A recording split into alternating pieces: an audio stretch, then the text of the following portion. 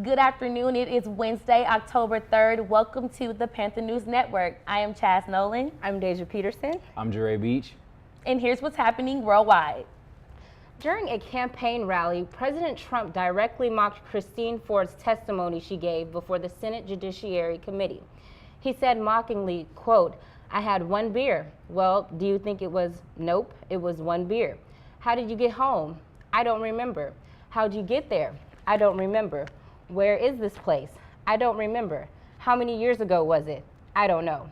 This was followed by an uproar of laughter and claps from the crowd. The president's remark added more fumes to the fire, creating a heated confirmation process for Kavanaugh.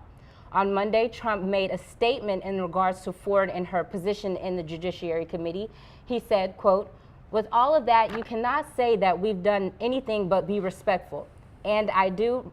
I respect her position very much. I respect her position very much." Sexual harassment allegations is not new in Trump's administration. During the 2016 campaign, at least 15 women accused Trump of misbehavior coming from sexual harassment and sexual assault.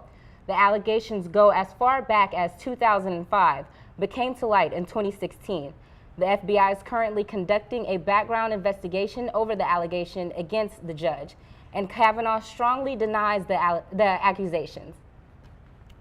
Kia Morris was a state representative for the state of Vermont, but due to a recent series of threats, she has chosen to resign.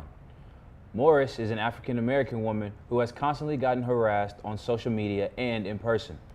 Her son has been called names such as mongrel, which means mixed breed, and swastikas, also known as the Nazi logo, has been painted on trees near her home, according to her husband, James Lawton. The family has gone through a lot dealing with the backlash of the re-election for the state representative. Morris has not cited the racism, but she did say that she is choosing to resign due to a variety of factors of continued harassment and legal battles concerning the investigation. At this point, her main focus is her family. She was the only black female legislator in Vermont. Donald Trump likes to portray himself as a hard-working, self-made man to become the billionaire that he is today. But is he self-made or self-taught to scheme? Trump has claimed to have manifested his own success without any financial help from his father, New York City builder Fred C. Trump. As a result of an investigation by the New York Times of confidential tax returns and financial records not made public by Trump, making him the first major party presidential candidate to not do so in 4 decades. Those records revealed that Trump used a $916 million loss that he reported on his 1995 income tax returns to avoid paying personal federal income taxes for years. He also received the equivalent of $413 million from his father's real estate empire. That money has been accumulated since Trump was a toddler and continues to accumulate this day. In addition to receiving a small loan from his father of $1 million, Trump went on to explain how difficult things have been for him in his life. In 2016, Trump said to a crowd of people, and I quote, "My whole life really has been a no, and I fought through it. It has not been easy for me. It has not been easy for me." So what do you think, guys? Is Donald Trump true to your traditional rags to riches story, or is he's just trying to become more relatable to his audiences? Up next, illegal tow truck usage in Houston. A former Spring, Texas teacher is facing felony charges, and 2 people are hospitalized at Ted Cruz's office building. Houston police have reason to believe that a citizen has been disguising himself working as a tow truck driver. On Monday, the Houston Police Department received a report of a tow truck stealing someone's car. On Tuesday, police was said to have spotted a suspicious tow truck on Southwest Freeway. Sergeant Kelvin Johnson of Houston Police said, "While en route to the station to go off duty, I ended up seeing the record driver on the freeway and noticed the record driver didn't have a license plate on his vehicle. What we believe is that this record driver, this suspect, is involved with possibly an auto theft ring." When the officers tried to corner in the truck, the driver sped off, resulting in a 10-minute police chase that ended in Sugar Land, Texas. Billy Lemus, a licensed tow truck driver who arrived on the scene to pick up the illegal record, provided tips to know what's legit and what is not. You should always see a Texas Department of Licensing and Regulation number on the front side of the truck. The name of the company as well as the number should be visible on the truck. Lastly, you should check the back of the truck for a license plate and another plate showing where the truck is allowed to work. If you happen to spot any suspicious towing vehicles, immediately contact the Houston Police Department. A former teacher and coach at Klein Oak High School is accused of sexual impropriety with a senior. The teacher at first denied the allegations, but once shown incriminating text messages between him and the student, he then admitted. 28-year-old former teacher Matthew Moses is facing a felony charge of improper relationship with a 17-year-old student. The student was staying with a friend and her family at the time of the incident. They enrolled her into the high school in the spring. Shortly after that, she noticed one of the teachers had almost immediately taken interest in the new student. According to documents, investigators stated they believe the relationship turned sexual after spring break, which is in March. According to court documents, the student confided in a friend who lives in Kentucky, who then took it to a school counselor in the state, followed by a phone call made to the student's biological father. The student told investigators that the teacher was comforting her in regards to her missing her ex-boyfriend. Documents state that their sexual encounters occurred 5 times in the teacher's classroom and in his vehicle. Once Moses was shown their text messages, court documents say he admitted to having, quote, a moment of weakness. 2 individuals have been hospitalized after being exposed to a powdery substance in a piece of mail sent to Senator Ted Cruz's office.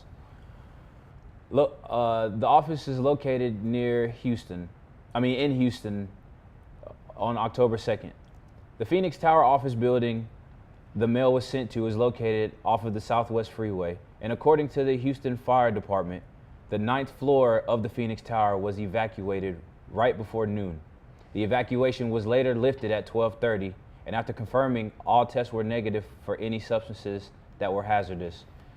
The 2 people that were hospitalized do not work for Cruz's campaign, and the Houston Police Department is currently working together with the FBI to solve this investigation. All right, a look at the weather today. According to the Weather Channel app, today's high will be 87 degrees with a low of 73. It is currently 84 degrees, mostly cloudy.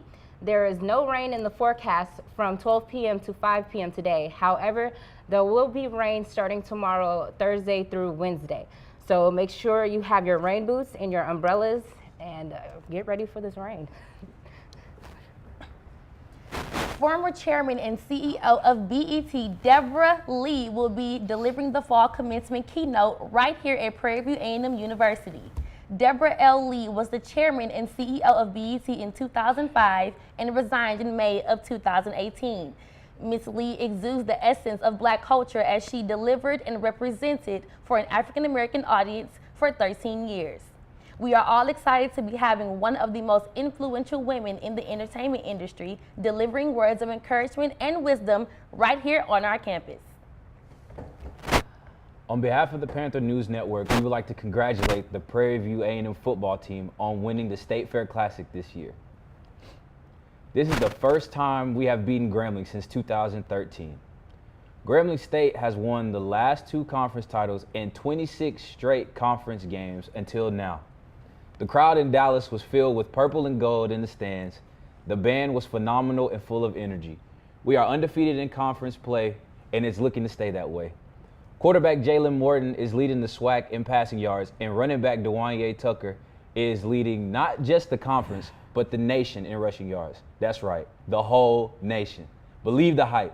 Our first game is next Saturday, October 13th, University. All right, so we have a guest speaker today. His name is Nathan Alexander, and he is a political science student, also my classmate. And he is also an SGA, and he is here to talk about voting, the elections that are coming up, and also voting registration deadline and whatnot. So, yeah.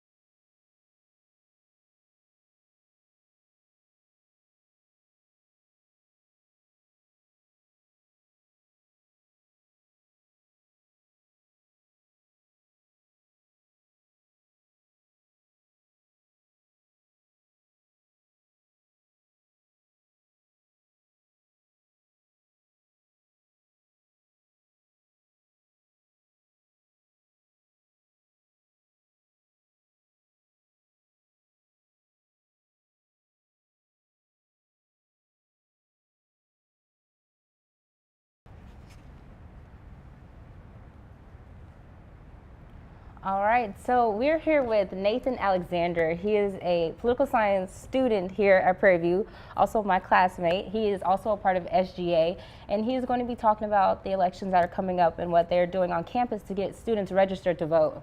Well, first, Deja, thank you so much for having me again. My name is Nathan Alexander, and I serve as the 2018-2019 Elections Commissioner and Associate Justice for Student Government Association.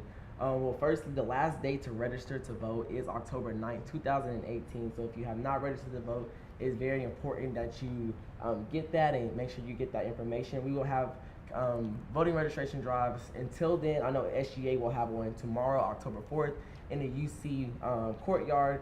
So between 6:30 to 8:30, I believe. So if you have not registered to vote, make sure you are getting there. There's also tons of organizations who are going to be helping students register to vote. Early voting starts Monday, October 22nd. So that's a great opportunity to take advantage of. Election day is November 6th, so it's really important that we take advantage of that early voting, getting out there, so we can get out there and vote for Ted Cruz, Beto, even Greg Abbott or not Belda Combs, but Valdez. So it's just very important that we do that. The last day of early voting is Friday, November 2nd, and the election day, like I said, is November 6th. So all in all, just make sure that we're getting out there and voting. We're taking advantage of those early votings, and we're getting registered to vote, most importantly. Thank you so much, Nathan. All right. Well, thank y'all for tuning in and watching PNN. Hope we see you guys on Friday.